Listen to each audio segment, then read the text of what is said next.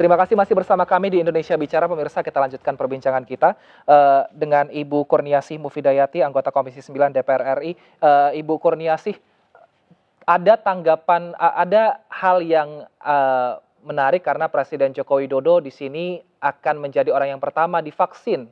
Bagaimana tanggapan Anda, Bu? Ya, mungkin Pak Presiden ingin memberikan contoh kepada masyarakat Indonesia bahwa vaksin ini aman gitu ya. Tapi sekali lagi kita dari Komisi 9 tetap mengingatkan kepada pemerintah bahwa kita harus tetap berdasarkan scientific base, dan menurut beberapa ahli virologi kita harus memperhatikan syarat aman vaksinasi. Syarat aman vaksinasi itu karena ini adalah virus, satu yang pertama harus dilihat efikasinya, ya, efikasinya seperti apa. Kemudian yang kedua keamanannya. Vaksin ini aman tidak untuk orang-orang seperti apa? Makanya tadi untuk menentukan siapa dulu yang harus divaksin ini tergantung dari hasil uji klinisnya nanti. Siapa duluan yang paling aman dan paling penting untuk divaksinasi tapi dampaknya aman. Kemudian yang ketiga bahwa vaksin ini juga harus dilihat kemurniannya. Dari zatnya itu seperti apa. Apalagi COVID ini kan terus bermutasi dan varian-variannya terus berkembang. Artinya tetap kehati-hatian, kewaspadaan, dan mengutamakan keselamatan jiwa rakyat Indonesia itu menjadi penting. Karenanya Pak Presiden mungkin ingin memberikan contoh dan ingin memberikan keyakinan kepada rakyat. Karena rakyat kan sekarang sudah mulai banyak yang tidak percaya ya Mas ya. Betul. Banyak yang meragukan. Dan sebenarnya sih menurut kita keraguan ini muncul karena tadi izin EUA-nya belum keluar dari BPOM, tapi ini sudah didistribusikan gitu kan. Jadi kan orang jadi ragu gitu loh. Lo izin belum keluar kok sudah didistribusikan. Padahal kan ini harusnya didudukkan dulu dengan benar gitu. Baik, Ibu Kurniasih, kita juga telah terhubung dengan epidemiolog dari Universitas Griffith Australia, Pak Diki Budiman. Selamat malam, Pak Diki Budiman. Selamat malam, Bang Wilson. Selamat malam, Bu Kurniasih. Selamat malam Pak Diki. Baik Pak Diki, ada tidak negara-negara lain yang seperti Indonesia, presidennya yang ingin pertama divaksin? Ada divaksin, tapi yang harus dilihat bedanya bahwa dalam situasi pandemi ini kita harus menerapkannya prinsip taat azas dan taat prosedur. Ya. Jadi taat azas ini, azas vaksinasi ketika pandemi sifatnya gratis, sukarela. Oke, itu sudah saya harap mudah-mudahan sudah dipenuhi ini ya oleh pemerintah. Nanti Bu Kurniasih nanti yang mengingatkan lagi pemerintah. Kedua, taat prosedur ini adalah katakanlah di Amerika terakhir. Itu ketika presidennya atau para tokoh pejabat publiknya menerima vaksin ini, izin penggunaan secara daruratnya sudah ada. Dan pemberian izin penggunaan secara darurat ini berbasis atau berdasarkan pada hasil uji klinis fase 3 yang memang sudah memadai. Walaupun belum betul-betul komplit, tapi data preliminarinya itu sudah memberikan keyakinan, confidence ya bahwa vaksin ini memiliki efek yang besar, bermanfaat dibanding risiko. Nah ini yang tentunya harus diikuti. Nah ini yang disebut taat prosedur. Jadi tahapannya harus seperti itu. Jadi artinya memang Presiden ini mau menjadi orang yang pertama divaksin untuk meyakinkan warga jika tidak apa-apa kok divaksin gitu, tidak memiliki efek samping atau apapun seperti itu.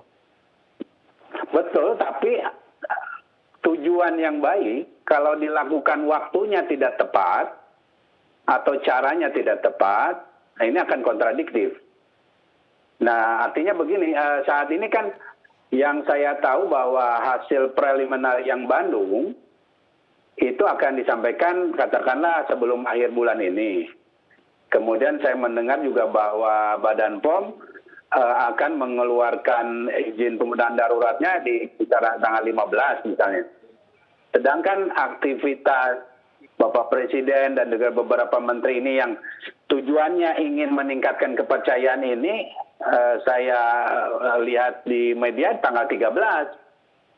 Jadi urutannya atau prosedurnya ini tidak sesuai ya. Dan ini akan kontradiktif karena akan menimbulkan spekulasi, anggapan. Nah, ini adalah bagian dari strategi komunikasi risiko yang tidak efektif nantinya. Dan kita tahu tadi juga Bu Kurniasih sudah menyampaikan bahwa di masyarakat kita ada sebagian orang yang atau penduduk yang tidak begitu memiliki keyakinan penuh terhadap vaksinasi ini. Nah, jangan sampai aktivitas yang tujuannya baik ini malah memperkuat ketidakyakinan mereka. Baik, Ibu Kurniasih, saya tahu mungkin DPR saat ini sedang reses, tapi adakah mungkin pembicaraan secara informal dengan pihak Kementerian Kesehatan ataupun Satgas COVID-19 Indonesia? Sebenarnya sudah seperti apa fase 3 vaksin Sinovac yang saat ini sudah didistribusikan ke Indonesia? Mengapa begitu cepat didistribusikan? Tidak fix dulu efikasinya, baru kemudian didistribusikan ke Indonesia? Ya, mungkin kalau secara informal kepada pimpinan komisi saya nggak tahu ya, tetapi kita sebagai anggota Komisi 9, kita semua kan harus lewat formally meeting kan, artinya harus dengan melalui rapat dengar pendapat. Dan kita sudah mengagendakan di Komisi 9, tanggal 12 itu akan menjadi agenda perdana kita untuk membicarakan tentang vaksin COVID ini, vaksinasi ini. Tapi kita terus menyuarakan bahwa tetap scientific base itu menjadi hal yang sangat penting untuk menentukan apakah vaksin ini aman atau tidak. Biarkan BPOM bekerja dengan kemandiriannya, dengan independensinya, dan dengan scientific base-nya, mengeluarkan izin EUA-nya tadi, ya, emergency permit-nya tadi, itu secara sesuai dengan SOP. Kalau tadi Pak Diki sampaikan, memang harus sesuai dengan ketentuan yang berlaku. Jangan sampai ini malah berisiko untuk rakyat Indonesia dan juga berisiko untuk Pak Presiden. Pak Presiden kan orang pertama di Indonesia kan, harusnya ini juga lebih berhati-hati, harus dijaga juga kan seperti itu. Karenanya kalau kita selalu membicarakan jangan bicara durasi waktu deh gitu. Tetapi justru yang paling penting itu adalah memberikan kemandirian, memberikan ketenangan waktu yang cukup kepada tim yang sedang melakukan penyelesaian uji klinis tahap ketiga ini kan sudah hampir selesai, sedikit lagi gitu ya. Tapi orang kan kalau misalnya udah ada deadline waktu kan jadi terburu-buru khawatirnya, gitu, kayak dikejar deadline gitu kan. Kayak Mas Wilson kan sudah dikejar deadline nih kalau tayangan apa gitu kan jadi buru-buru. Nah kita jangan sampai kayak gitu. Kita berharap keselamatan dan kesehatan rakyat Indonesia diutamakan. Dan kehati-hatian sekali lagi. Kehati-hatian, kewaspadaan. Ini penting sekali dalam hal vaksinasi. Baik, artinya kita tetap harus menunggu bagaimana nanti hasil yang disampaikan oleh BPOM, utamanya mengenai efikasi dan juga mengenai keamanan pemakaian. Nah, saya tertarik juga untuk membahas saat ini yang cukup ramai dibicarakan adalah mengenai virus COVID-19 yang baru, yang ramai digembar-gemborkan, sudah ada di Inggris, lalu di Singapura. Nah, saya ke Pak Diki. Pak Diki menghadapi hal ini, perlukah Indonesia untuk menarik rem kembali, untuk mengetatkan kembali aturan PSBB di Indonesia? Jadi sedikit saya tambahkan ya, tadi yang virusnya sama, ya, penyakitnya sama, cara penularannya sama, namun yang berbeda adalah ada perubahan di kode genetik. Ya. Kode genetik inilah yang menyebabkan strain baru dari virus masih SARS-CoV-2 ini menyebabkan dia lebih efektif dalam menginfeksi manusia. Ini yang angka kisarannya di antara 40 sampai 70% lebih mudah menular. Nah, tentu saja dengan walaupun dia ini tidak menyebabkan derajat keparahan, tapi secara epidemiologi ketika ada satu penyakit itu mudah menular, maka dia akan menyebabkan angka kesakitan yang jauh lebih banyak. Nah, artinya yang tadinya misalnya yang datang ke rumah sakit 100 bisa 3 atau 4 kali lipat. Yang artinya akan membebani layanan kesehatan. Kemudian kedua adalah angka kematian tentu akan tinggi. Akibat banyak dari yang tertular ini, baik yang sempat ke rumah sakit dan tidak bisa ditangani akibat terlalu banyak, ataupun yang di rumah-rumah ini yang tidak terdeteksi dini dan akhirnya memburuk. Nah, di dua hal ini yang harus diantisipasi dari strain baru ini. Dan untuk diketahui oleh publik juga bahwa yang disebut dengan strain baru ini sebetulnya ada dua. satu di UK dan satu lagi di Afrika Selatan. Dua-duanya ini beda dan independen ya. Yang betulnya paling serius dan menjadi perhatian para peneliti saat ini adalah yang di Afrika Selatan. Karena ada potensi yang di Afrika Selatan ini, dia bisa menurunkan efikasi dari vaksin. Walaupun ini sedang diteliti oleh para peneliti vaksin Oxford khususnya, Baik. yang kebetulan risetnya ada di Afrika Selatan. Artinya kita harus perketat nih, pintu masuk perketat, kemudian pengendalian di dalam negeri harus dilakukan dengan jauh lebih optimal. Baik, Pak Diki. Karena mutasi virus terjadi akibat pandemi tidak terkendali. Baik Pak Diki, memang hari ini sampai tanggal 14 Januari pintu masuk warga negara asing ke Indonesia memang ditutup sementara, kecuali untuk yang perjalanan dinas. Iya. Nah, tapi kan untuk sesama domestik Indonesia ini masih ada kelonggaran di beberapa wilayah, bisa saling pergi ke sana kemari. Apakah perlu seperti awal sekali untuk ditutup dulu sementara sehingga virus ini tidak dengan cepat menyebar, apalagi ada strain baru tadi? Betul, jadi ini ada beberapa kondisi memang yang membedakan, terutama untuk Jawa. Ya, Jawa khususnya saat ini memang kondisinya sudah sangat serius sehingga perlu ada pembatasan sosial yang berskala se-Jawa Bali lah. Ini dari akhir atau di awal Desember lalu sudah saya ingatkan karena trennya sangat meningkat. Di luar adanya strain baru ini. Nah strain baru ini kita perlu melakukan 3 intervensi ataupun respon ya. Pertama adalah di pintu masuk ya, di semua pintu masuk negara. Itu dalam bentuk screening terutama dari negara-negara yang sudah terdampak ya. Nah ini harus ada screening PCR termasuk setidaknya 10 hari lah karantina.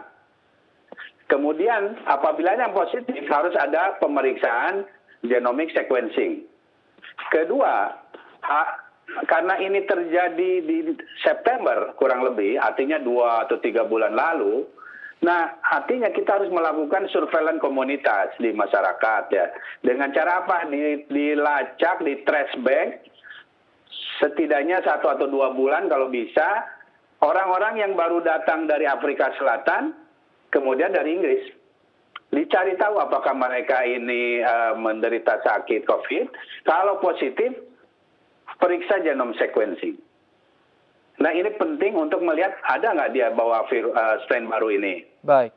Kemudian ketiga, lakukan yang disebut dengan prospective surveillance. Jadi kita ambil dari setiap daerah, menyambung pertanyaan Bang Wilson tadi, karena kita ini terhubung setiap provinsi udah selama ini kan.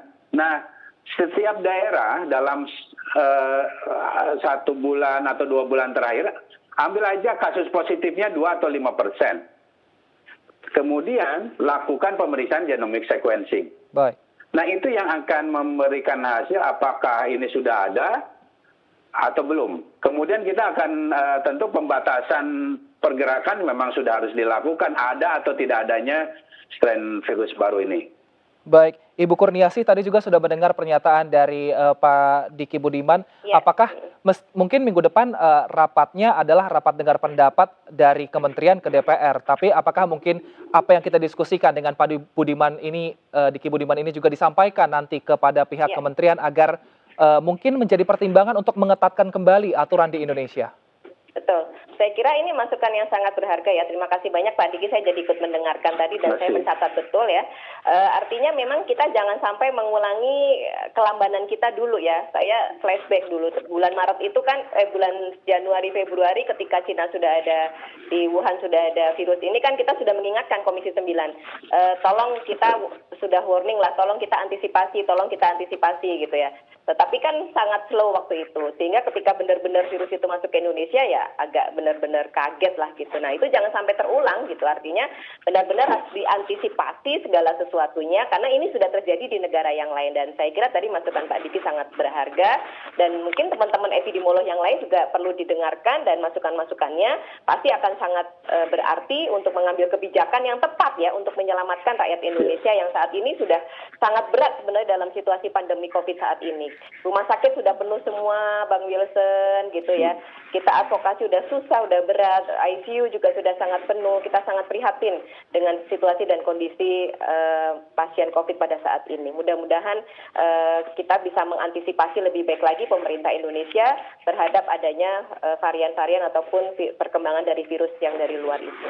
Baik, artinya pemerintah harus tetap waspada meskipun vaksin sudah di depan mata. Waspada. Terima kasih Ibu Kurniasih Mufidayati, anggota Komisi 9 DPR RI dari fraksi PKS, dan juga Pak Diki Budiman, epidemiolog dari Universitas Griffith Australia, telah bergabung bersama kami di Indonesia Bicara. Selamat malam Bapak Ibu.